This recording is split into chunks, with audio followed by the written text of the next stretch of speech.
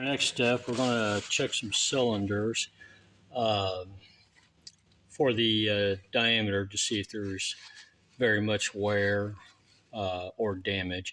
And on the inspection, especially for the measuring, just get a paper towel and make sure there's no loose debris that can get in your way. And once you get the cylinder wiped out, you're just going to look it over. You're going to look for any kind of obvious crack or severe scoring, or even right up here at the top, you can see this discoloration that's above the piston ring.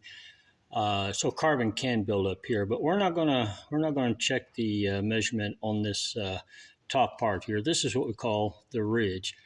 The piston ring actually stops a little over 1/4 of an inch below it, so nothing's going on up here on the top. We don't care what it is.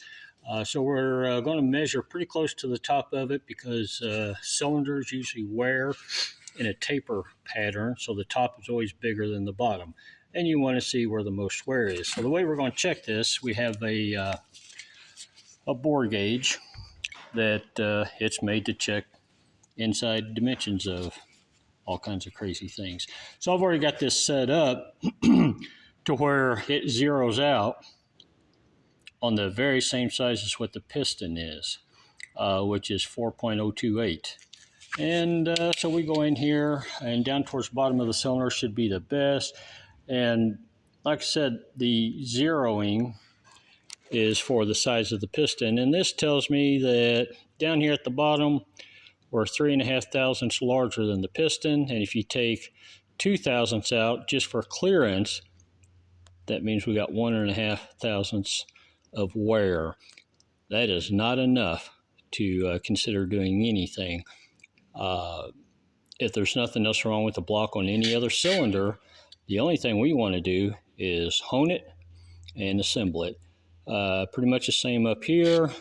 You know, if you want to measure where the ridge is, let's see if I can get up on it.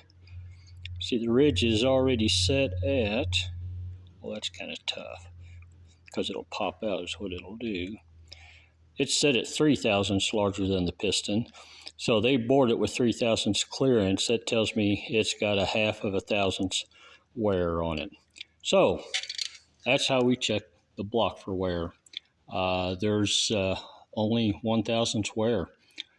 Sometimes the individual operating the boring bar will bore them with 3 thousandths clearance, which means 0 wear.